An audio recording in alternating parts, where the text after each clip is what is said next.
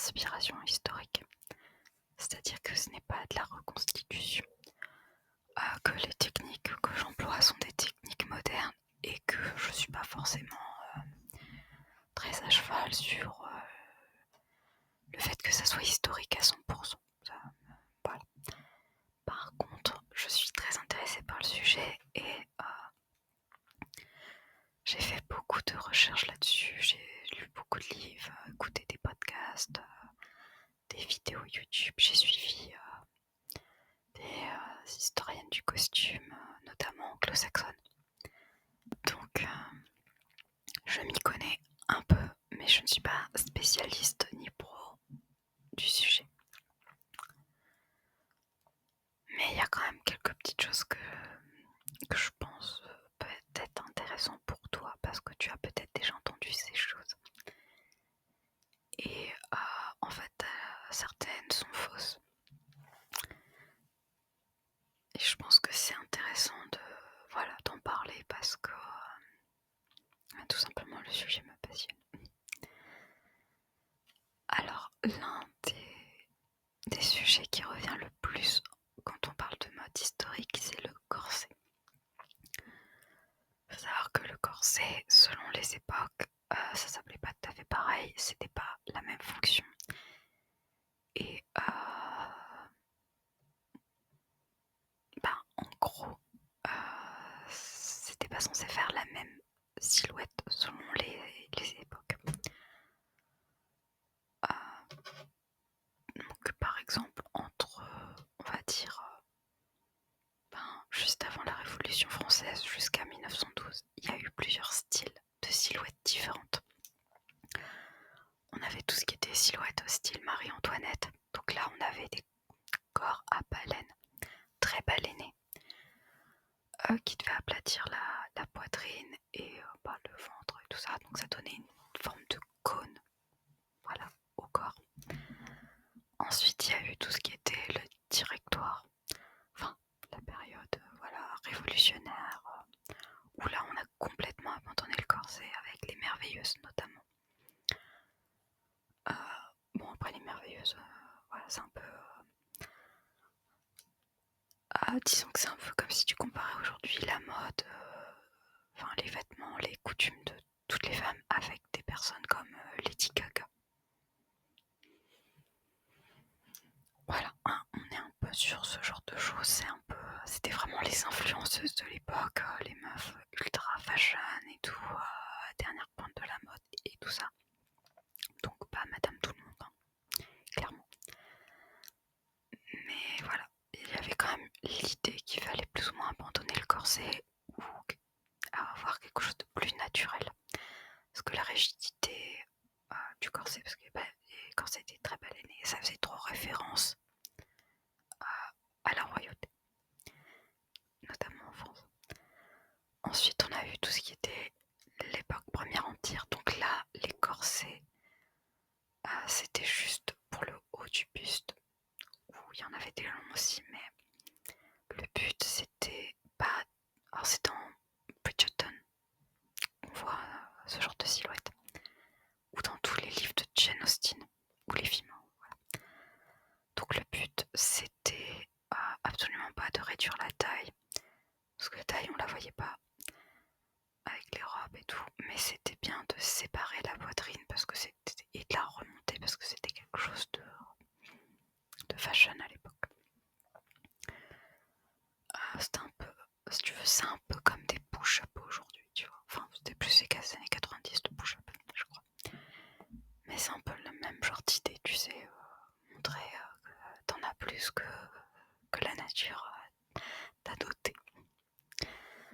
Ensuite, ça a duré, ce genre de corset, ont duré jusqu'à peu près 1850. Ensuite, on a eu des corsets qui étaient beaucoup plus, pour créer une silhouette en forme de sablier. Donc la taille était plus marquée. Plus marquée, ça veut pas dire plus serrée. Ça c'est un fait important, c'est que les corsets n'étaient pas censés être des instruments de torture et c'était pas censé être très serré. La technique qu'on appelle tight lacing, donc serrage extrême en français, c'est une pratique qui a surtout été faite par des femmes soit de la très haute société, par exemple l'impératrice Sissi, ou par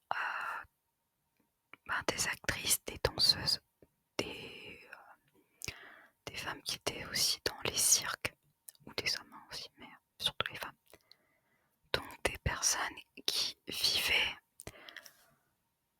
on va dire, de manière, de leur corps, en fait, que leur corps était leur image de marque. Un peu comme tu dirais aujourd'hui Kim Kardashian, Beyoncé, Lady Gaga. Ce sont des femmes qui sont célèbres pour leur excentricité. Kim Kardashian, notamment, c'est pour avoir porté des waist trainers. C'était pas des corsets, mais voilà. Mais si tu veux, c'est des gens qui sont en représentation. Leur corps leur sert de carte de visite, si tu veux. Donc, oui, elle faisait du tight lacing. Ouais, mais c'est pas tout le monde qui fait ça, quoi. Donc, la silhouette des années 1850, ça a été quelque chose qui devait montrer la silhouette en forme de sablier, sachant que les hanches, de toute manière, étaient fortement accentuées par les crinolines. Donc, voilà. Et ça servait surtout à supporter le poids des tenues, le poids des jupons, des jupes, des robes et tout, parce que c'est assez lourd en fait. Donc, voilà. Ensuite, on a eu plutôt vers 1881, 70-80, ouais, 70-80, un changement où on voulait en fait marquer le bas du ventre, tu sais, un peu plus en forme de rond. Donc il y avait des corsets avec des busques cuillères, donc vraiment ça devait marquer le bas du ventre chez la femme, signe de fertilité et tout ça, bref. Ensuite on a eu d'autres corsets qui étaient plus au début du 19e. Là le but c'était vraiment d'avoir de donner l'illusion d'avoir une poitrine énorme, une taille très très très très fine et des hanches très voluptueuses. Donc ça c'est vraiment la silhouette en sablier pur. Faut savoir que peut-être tu as souvent vu des images d'époque 1900. Faut savoir que les photos étaient retouchées.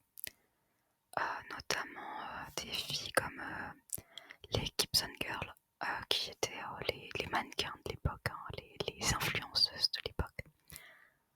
Toutes leurs photos sont retouchées au niveau de la taille, mais aussi au niveau en fait de tout le corps. On va essentiellement enlever du gras là où on a envie d'en enlever pour avoir l'air beaucoup plus attrayante. Aujourd'hui on a les filtres et Photoshop, à l'époque c'était déjà du Photoshop. Et il y avait déjà des sortes de filtres, mais tout ça se faisait à la main bien sûr. Donc ces corsets là étaient faits pour marquer plus la taille, pas pour serrer plus la taille, pour la marquer, pour répartir le gras. Parce que oui, nous avons besoin de gras pour vivre, donc pour répartir le gras, mais ça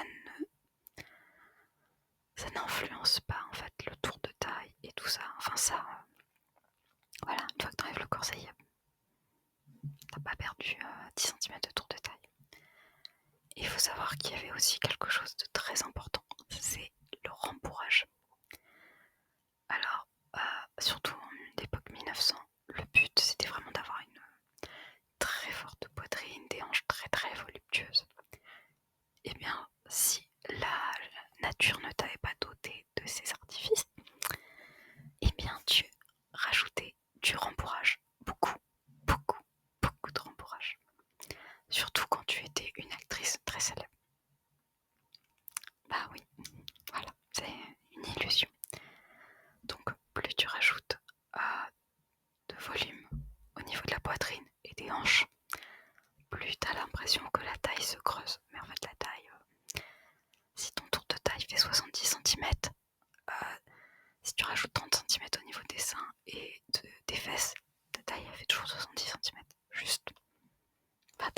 l'impression d'avoir une taille beaucoup plus fine. Illusion d'optique. Ensuite, 1912, 1910, 1912, là c'était plus des tubes. Parce que le but c'était d'avoir une silhouette très longiligne. Donc voilà, c'était pas spécialement l'occasion de marquer la taille. Parce que c'était pas le but. Donc voilà, le corset a beaucoup évolué. Et en fait, à chaque fois, le but n'était pas de serrer au point d'avoir moins de taille possible, mais bien de créer l'illusion d'avoir la silhouette qu'il fallait. Et ça, c'est surtout fait par le rembourrage. Et c'est quelque chose qu'on ne te dit jamais. On te dit tout le temps que les femmes avaient un tour de taille de 45 cm, ce qui est faux. Il y en avait, oui, pour tout le monde. Mais c'est un peu comme si tu disais aujourd'hui, il y a des femmes, elles font du taille 34. Donc toutes les femmes font du 34. Bah non, en fait. T'as des femmes qui font du 34. Ok, mais c'est pas tout le monde. Et c'est un peu comme... Ouais, ça va être même aussi, tu sais, toutes les femmes font du 62. Voilà, en vêtements. Ah non, toutes les femmes ne font pas du 62, tu vois, c'est... Bref.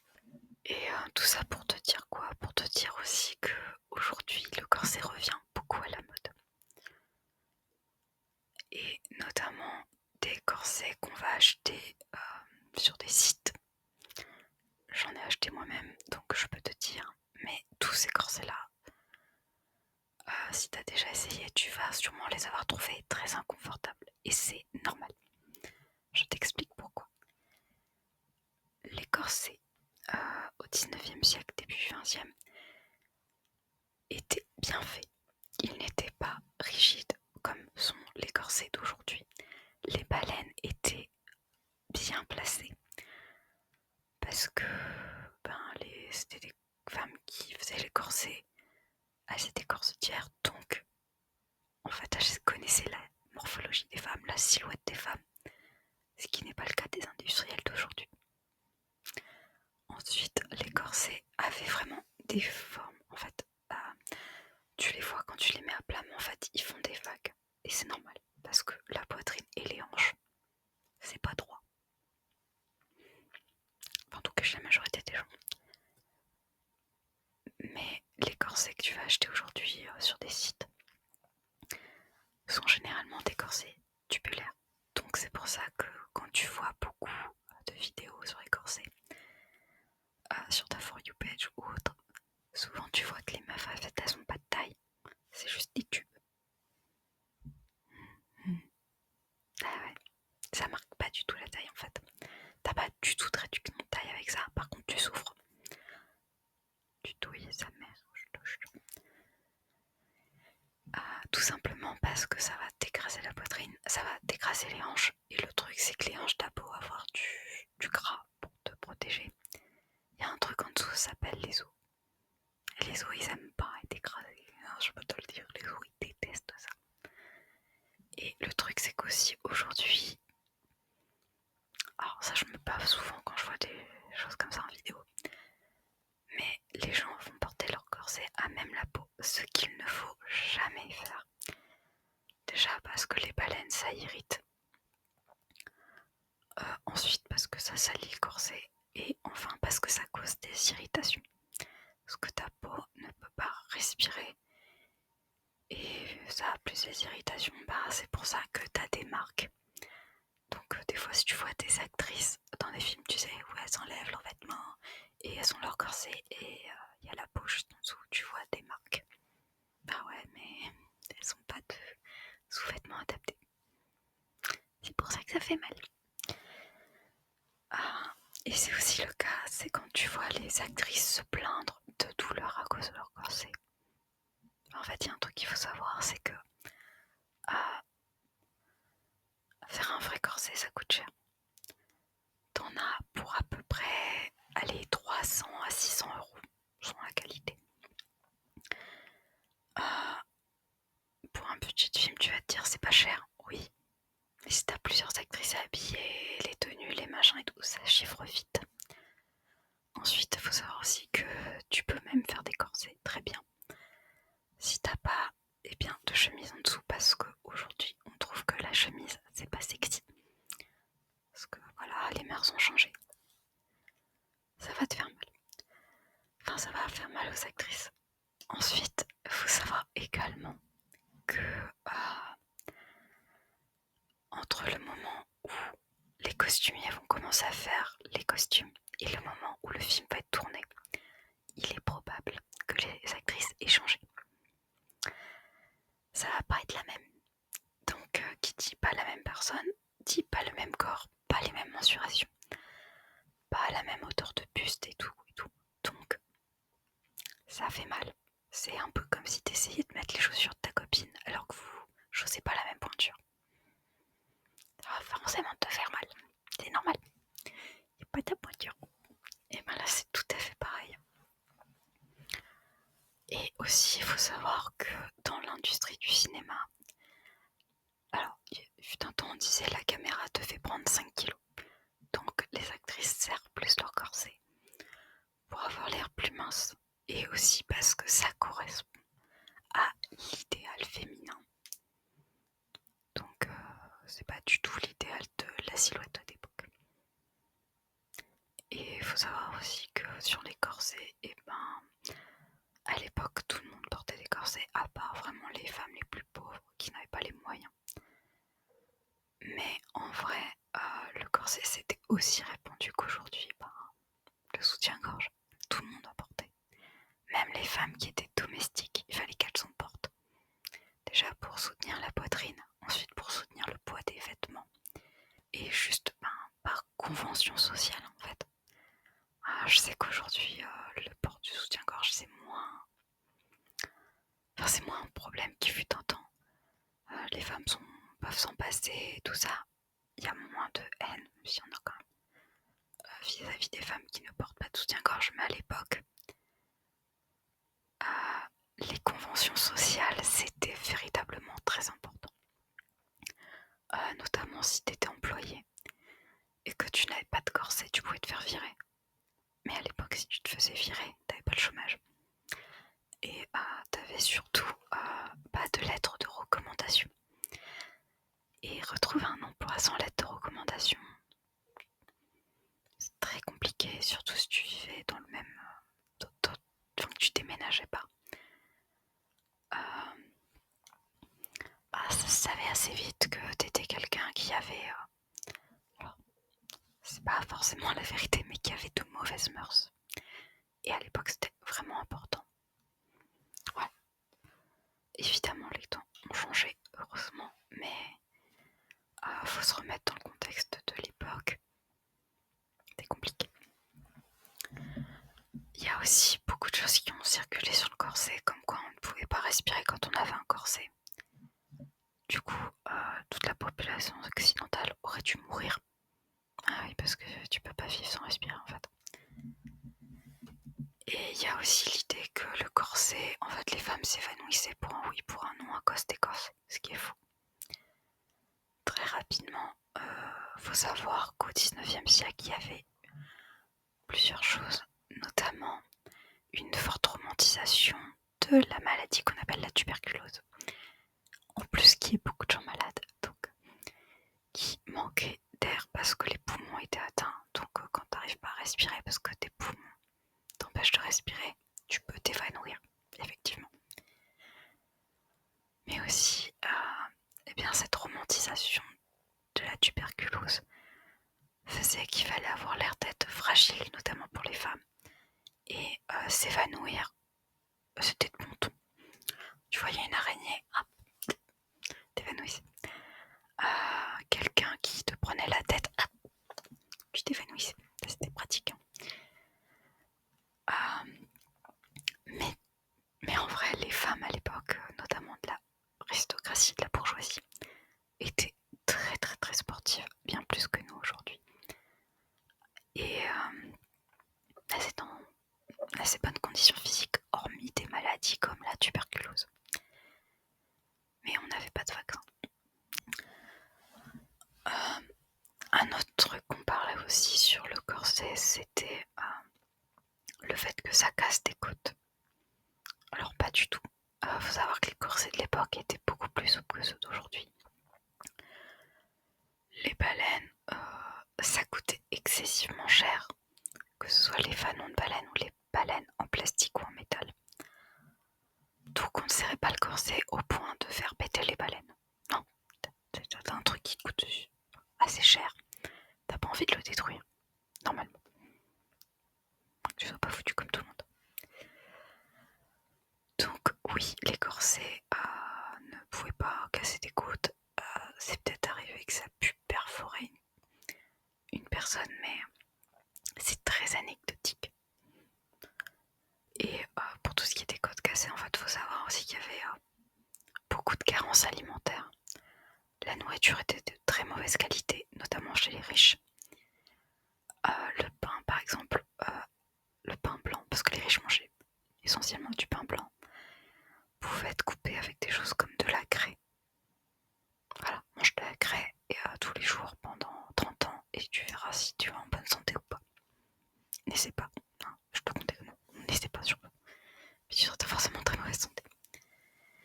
Et il y avait aussi tout ce qui était des maladies comme le rachitisme, l'ostéoporose, qui vont vraiment fragiliser les os. Mais c'est pas le corset qui faisait que les côtes se cassaient, c'est juste la maladie. Et pour avoir une dent qui a de l'ostéoporose, à un stade très avancé, elle éternue, elle se casse des côtes, tu vois. Elle éternue, le truc que tu peux faire facilement 15 fois par jour, tu vois. Est-ce que c'est à cause d'un corset? Non, c'est à cause d'une maladie. Donc voilà ce que je pouvais te dire sur le corset. Je voulais parler d'autres choses aussi, mais je n'aurai pas le temps. Donc si ça t'intéresse, fais-le moi savoir en commentaire et à la rentrée. Et bien on pourra peut-être parler du sujet. Je voulais parler des crinolines justement. Mais ça sera